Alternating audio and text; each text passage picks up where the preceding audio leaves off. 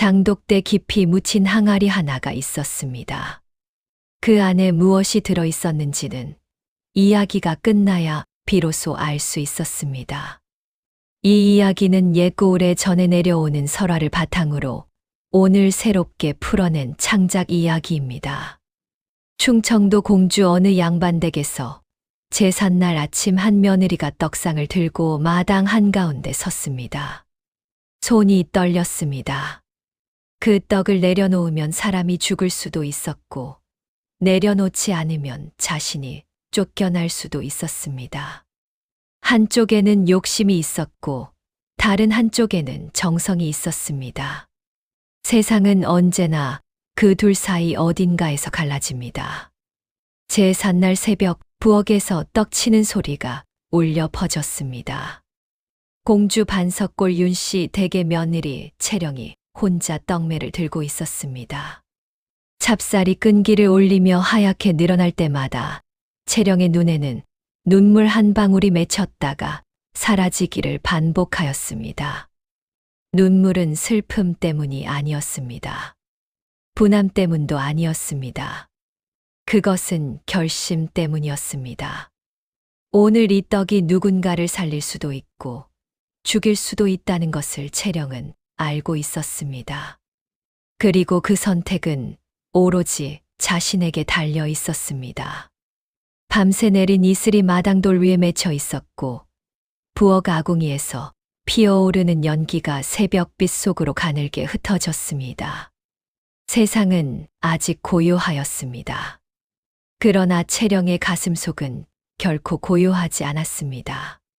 장작 한 개비를 더 집어넣으며 채령은 다시 한번 마음을 다잡았습니다. 오늘 이 아침이 지나고 나면 모든 것이 달라질 것임을 알고 있었습니다. 부엌 뒷문 너머 어둠 속에서는 작은 눈, 그 개가 빛나고 있었습니다. 굶주린 고아 복동이었습니다. 아이는 전날 밤 채령에게 모든 것을 털어놓았습니다.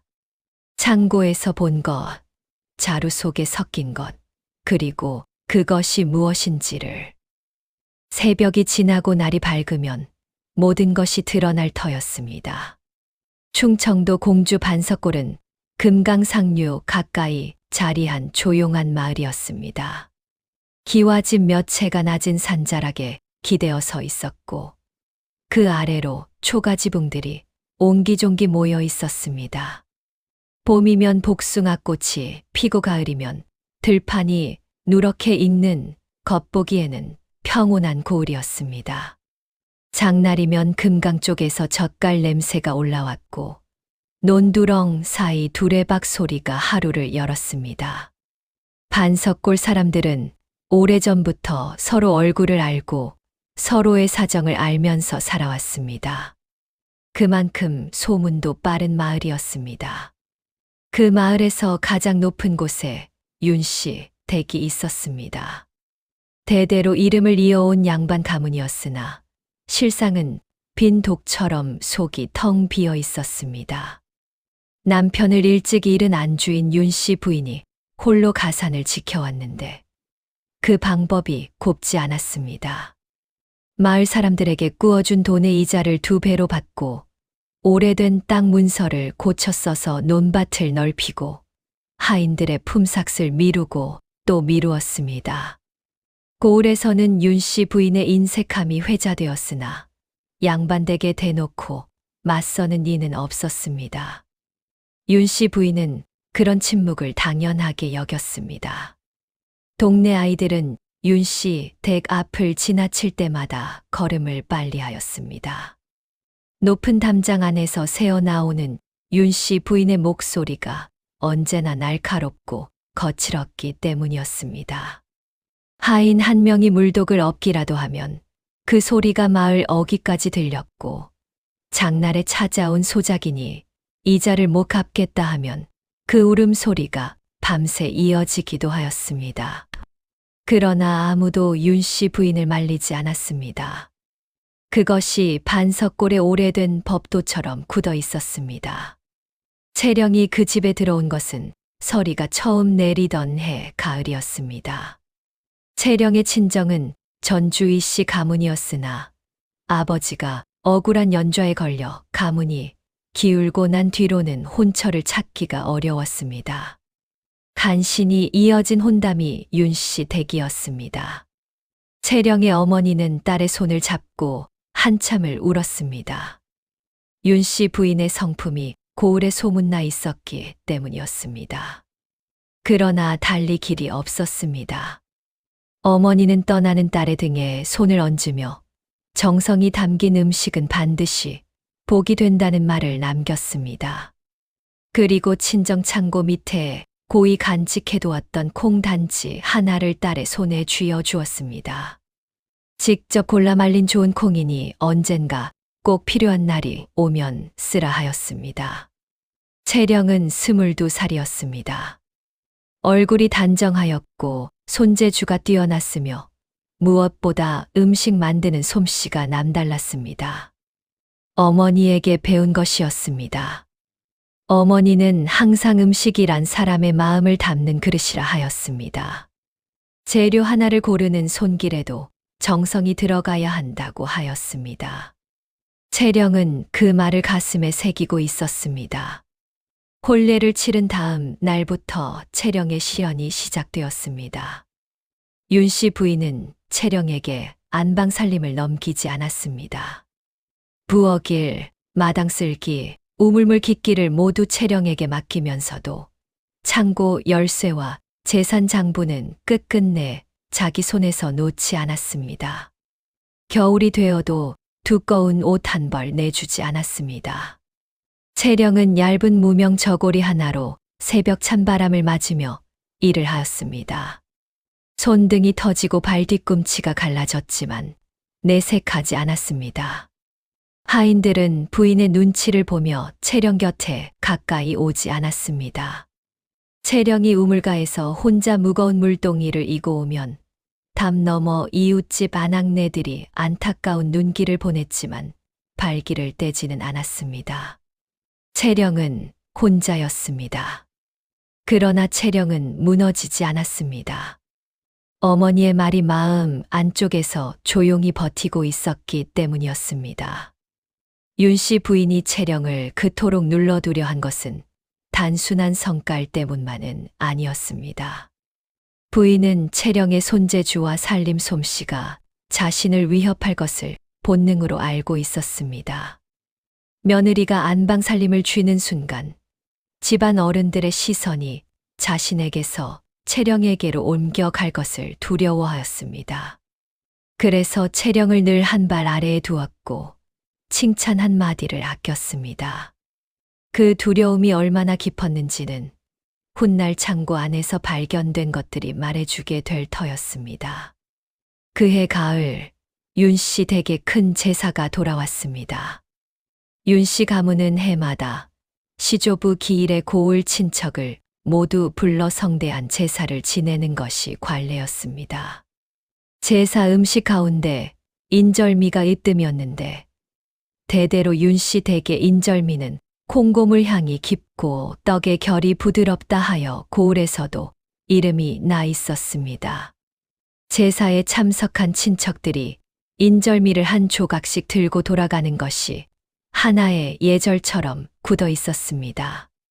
그 인절미를 맛보지 못하면 윤 씨 댁 제사에 다녀왔다고 말할 수 없을 만큼 인절미의 명성은 오래된 것이었습니다. 윤 씨 부인은 그해 처음으로 인절미 만드는 일을 채령에게 맡겼습니다. 채령은 그 명을 받으면서 마음이 잠깐 밝아졌습니다. 시어머니가 자신을 인정하기 시작한 것이라 여겼기 때문이었습니다. 채령은 정성껏 해내겠다고 다짐하였습니다. 그러나 윤 씨 부인의 속은 달랐습니다.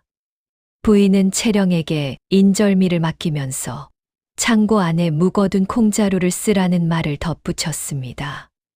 다른 콩을 쓰면 낭비라 하였습니다. 표정은 아무렇지 않은 듯 고요하였으나 그 눈빛에는 어딘지 모를 날이 서려 있었습니다. 채령은 창고에서 그 콩자루를 꺼내 들다가 멈추었습니다. 자루 겉면이 눅눅하게 젖어 있었고 안에서 퀴퀴한 냄새가 올라왔습니다. 일부 콩은 표면이 거뭇하게 변해 있었습니다. 채령은 조심스럽게 다른 콩을 쓰면 안 되겠냐고 여쭤보았습니다. 윤 씨 부인은 차갑게 대답하였습니다. 버리기 아까운 것을 먼저 쓰는 것이 살림의 도리라고, 쓸 수 없는 것이라면 왜 창고에 있겠느냐고 하였습니다. 채령은 더 이상 말을 잇지 못하고 콩자루를 부엌으로 들고 들어갔습니다. 냄새가 마음에 걸렸으나 잘 볶으면 나아질 것이라고 스스로를 달랬습니다. 그날 오후 채령은 부엌 바닥에 앉아 콩을 손으로 천천히 고르기 시작하였습니다. 색이 이상한 것은 따로 빼두고 냄새가 심한 것도 가려냈습니다. 그러는 사이 윤 씨 부인이 두어 번 부엌 안을 들여다보았습니다. 채령이 콩을 고르고 있으면 아무 말 없이 돌아갔습니다. 그 뒷모습이 어딘지 이상하였지만 채령은 떨쳐냈습니다. 그날 저녁이었습니다. 부엌 뒷문 쪽에서 기척이 났습니다. 채령이 고개를 들어보니 문틈 사이로 작은 눈이 들여다보고 있었습니다. 10살 안팎의 사내 아이였습니다. 앙상하게 마른 얼굴에 때가 켜켜이 앉아 있었고 누더기 같은 옷을 입고 있었습니다. 반석골을 떠돌아다니는 고아 복동이었습니다. 어릴 때 부모를 전염병으로 잃고 그 뒤로는 장터와 마을 사이를 오가며 남은 밥 한 덩이를 구해 살아왔습니다. 윤 씨 댁 부엌 주변에도 가끔 얼씬거리다 하인에게 쫓겨난 적이 있었습니다. 채령은 아이를 내쫓으려다 멈추었습니다. 아이의 눈이 달랐습니다. 먹을 것을 구하는 눈이 아니었습니다. 무언가를 전하려는 눈빛이었습니다. 복동은 문틈 사이로 몸을 반쯤 들이밀고 낮은 목소리로 이야기를 꺼냈습니다. 조금 전 창고 쪽에서 윤 씨 부인이 혼자 들어가는 것을 보았다고 하였습니다. 부인의 손에는 작은 자루 하나가 들려 있었고 사방을 살핀 뒤 그 자루를 콩자루 안에 기울여 털어 넣었다고 하였습니다. 복동은 어릴 때부터 산과 들에서 풀뿌리를 캐며 살았기 때문에 냄새에 밝았습니다. 자루에서 나는 냄새는 산에서 나는 독초 뿌리 가루 냄새와 같았다고 하였습니다. 뒷산에서 짐승 잡는 데 쓰는 것과 같은 냄새였다고 하였습니다. 채령의 손에서 콩이 바닥으로 흘러내렸습니다. 채령은 그 자리에서 한동안 움직이지 못하였습니다. 온몸이 차갑게 굳었습니다. 머릿속이 하얘졌습니다. 잠시 뒤 채령은 천천히 일어났습니다. 뒷문을 조용히 열고 복동의 손을 잡았습니다. 아이의 손은 얼음처럼 차가웠습니다. 채령은 부엌 안에 남은 밥을 호박잎에 싸서 아이에게 쥐어 주었습니다.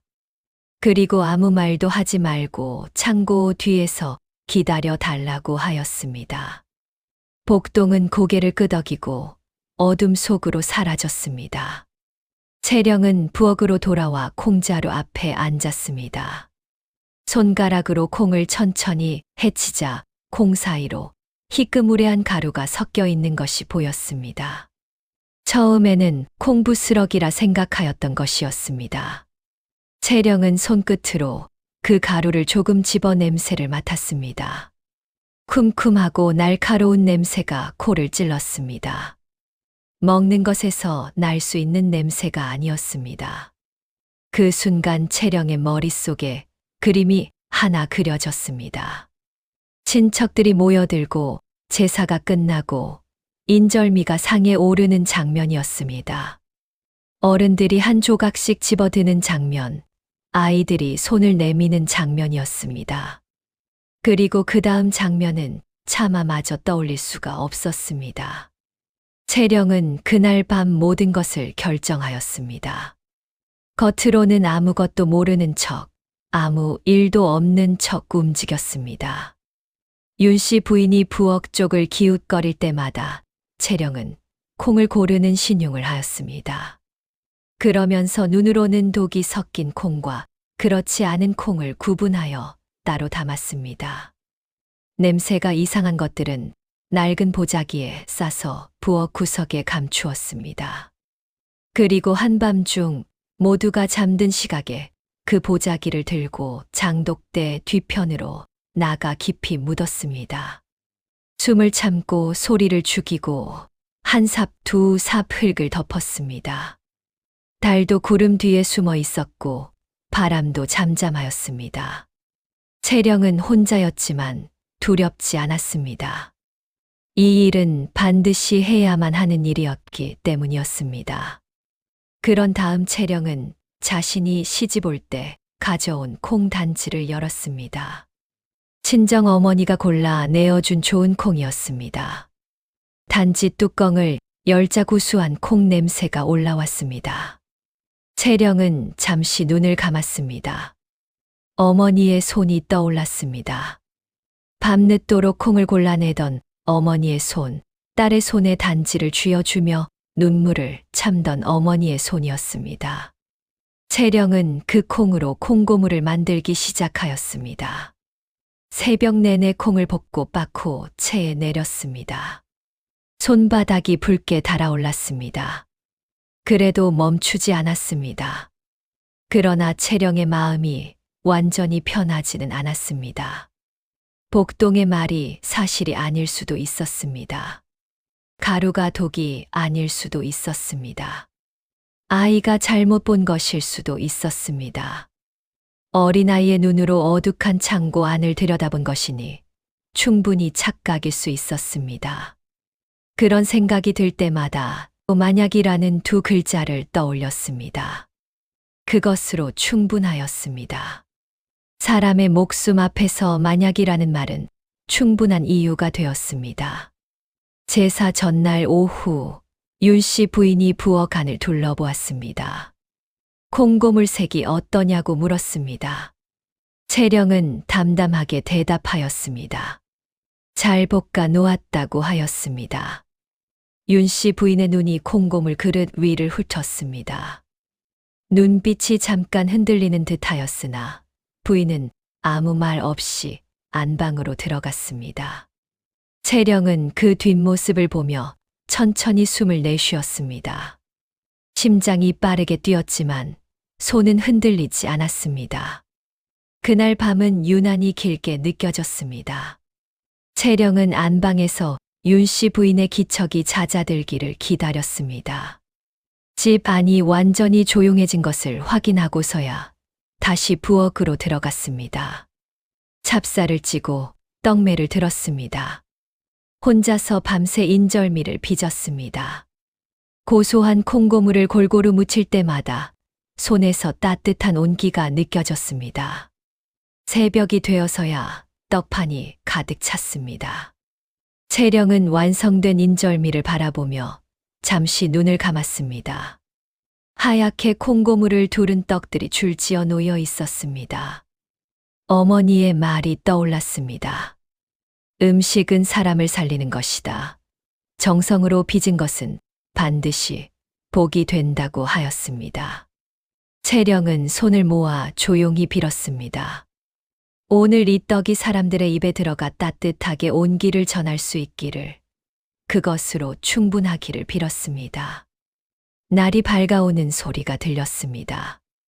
멀리 첫 닭이 울었습니다.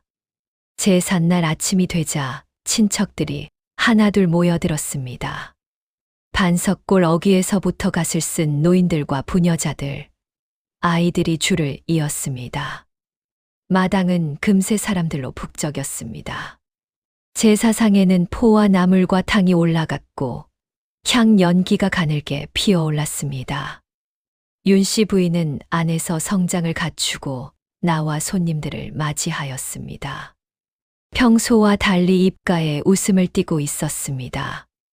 그 눈빛만이 채령을 향할 때마다 싸늘하게 가라앉았습니다. 채령은 그 눈빛을 피하지 않았습니다. 묵묵히 시선을 받아내며 제사상 준비를 마쳤습니다. 채령이 인절미를 담은 떡판을 들고 부엌 문지방을 넘으려는 순간이었습니다.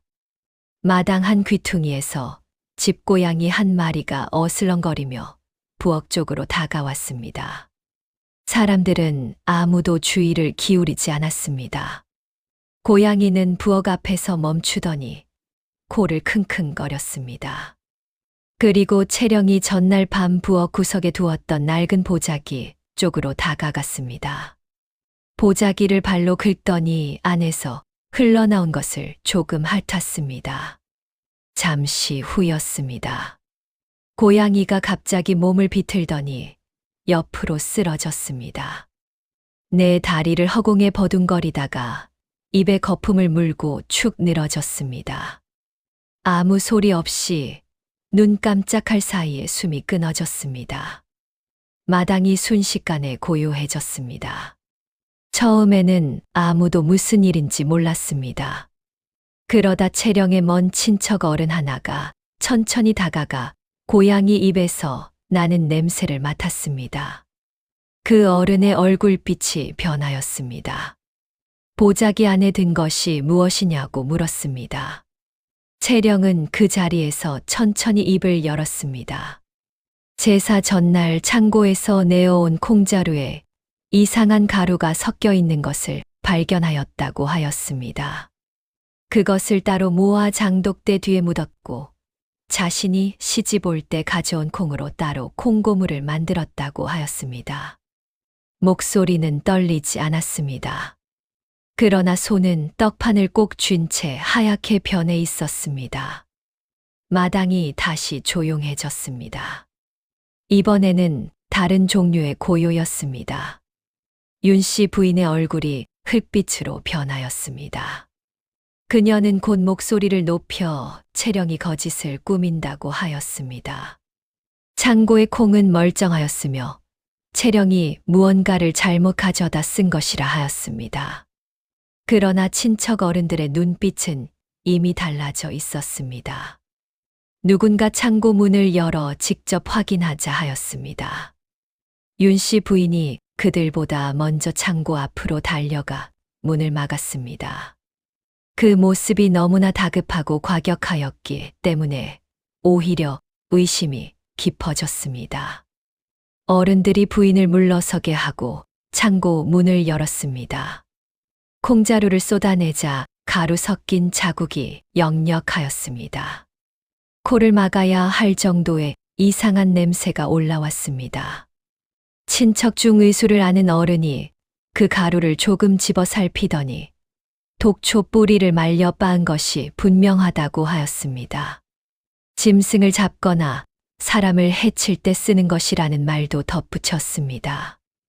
바로 그때였습니다. 창고 안쪽에서 복동이 모습을 드러냈습니다. 밤새 창고 뒤에서 기다리고 있었던 아이였습니다.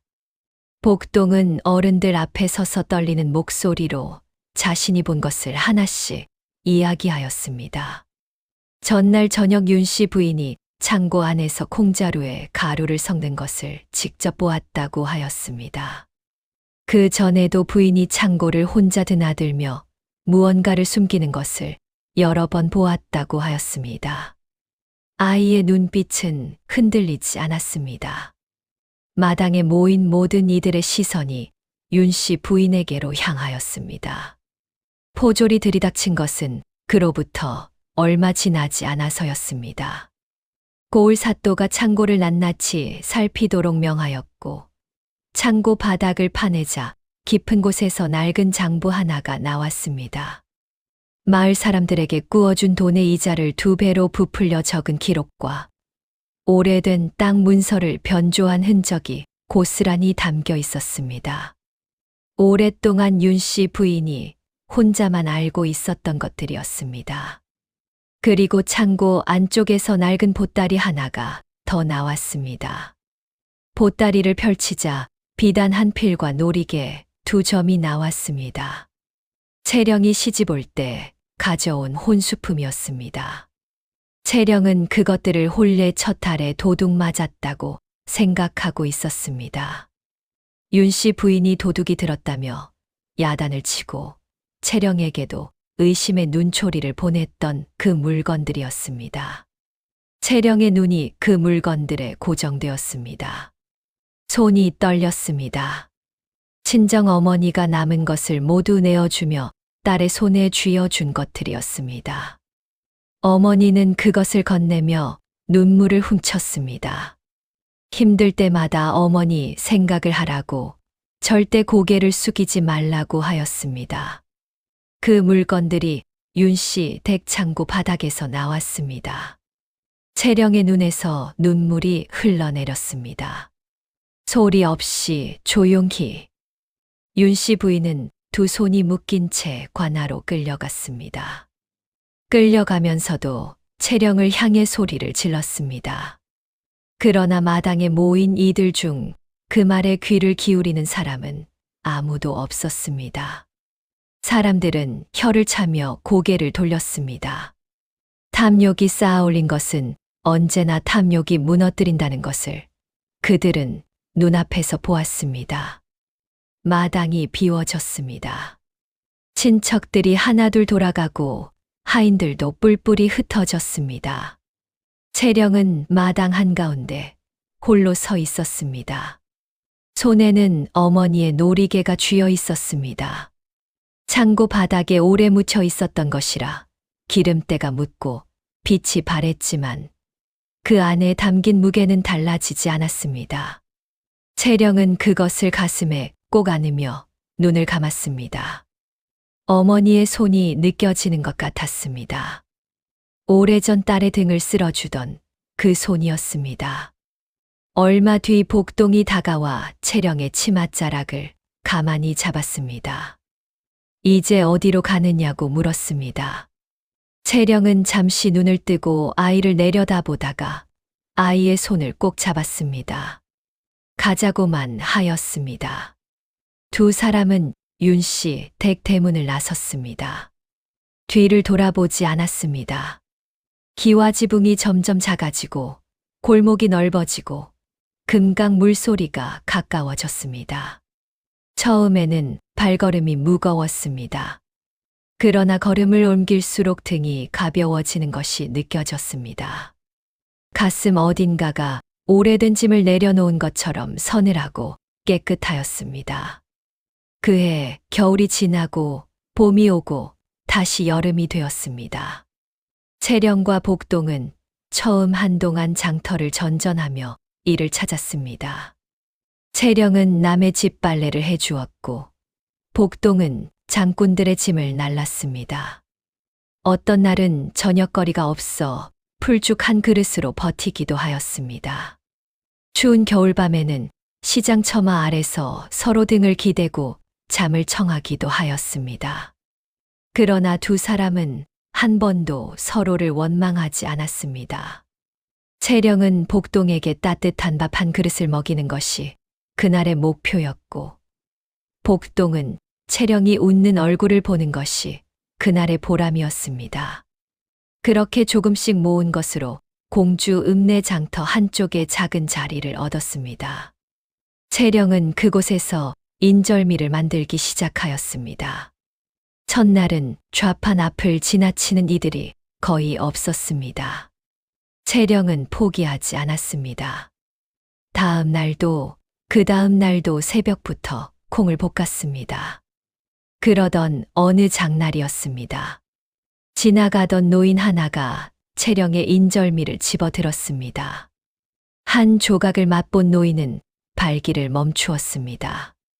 오랫동안 아무 말도 하지 않더니 이 콩고물 향이 어디서 났느냐고 물었습니다. 채령은 좋은 콩을 썼다고만 대답하였습니다. 노인은 고개를 천천히 끄덕이고는 인절미를 한 봉지 더 사서 돌아갔습니다. 그 뒷모습을 보며 채령은 처음으로 마음속에서 따뜻한 것이 올라오는 것을 느꼈습니다. 그것이 시작이었습니다. 한 번 맛을 본 사람들이 다시 찾아왔고 그 사람들이 또 다른 이들을 데려왔습니다. 채령의 인절미는 콩고물 향이 다른 집과 달리 깊고 구수하다는 소문이 났습니다. 무엇을 쓰느냐고 묻는 이들에게 채령은 좋은 콩을 쓴다고만 대답하였습니다. 그것으로 충분하였습니다. 복동은 어느새 훌쩍 자라가게 일을 거들었습니다. 찹쌀을 불리고 콩을 볶고 손님에게 떡을 건네는 것이 제 일처럼 능숙해졌습니다. 공주 장날이면 채령의 인절미를 사러 줄이 길게 늘어섰습니다. 채령은 장날마다 떡 한 쟁반을 따로 만들어 장터 구석에서 굶는 아이들에게 나누어 주었습니다. 복동이 자신에게 밥 한 덩이를 건네받았던 그날을 잊지 않았기 때문이었습니다. 아이들이 두 손으로 떡을 받아들고 웃을 때마다 채령은 그것이 음식의 뜻이라 생각하였습니다. 몇 해가 흐른 어느 설날 저녁이었습니다. 채령과 복동은 따뜻한 방 안에 마주 앉아 떡국을 먹었습니다. 밖에서는 새해를 알리는 소리가 들렸고 방 안에는 떡국 김이 모락모락 피어올랐습니다. 복동이 그날 이야기를 꺼냈습니다. 부엌 뒷문에서 처음 채령에게 말을 걸던 날이 아직도 선하다고 하였습니다. 손이 너무 차서 말이 제대로 나오지 않았다고 하였습니다. 채령은 그 말을 들으며 놀이개를 꺼내 손바닥 위에 올려놓았습니다. 기름때가 묻어 빛이 바랬지만 오히려 그 흔적이 더 귀하게 느껴졌습니다. 채령은 복동에게 조용히 말하였습니다.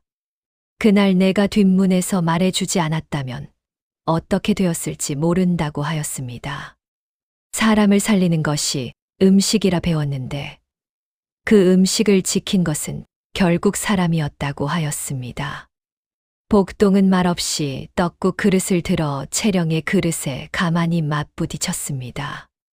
그릇이 부딪히는 소리가 조용한 방 안에 맑게 울렸습니다. 창밖에는 하얀 눈이 소복소복 내리고 있었습니다. 욕심으로 묻은 것은 반드시 어느 날 땅 밖으로 나오게 되어 있었습니다. 그리고 정성으로 빚은 것은 오래도록 사람의 온기를 품고 있었습니다. 채령의 인절미가 그러하였습니다.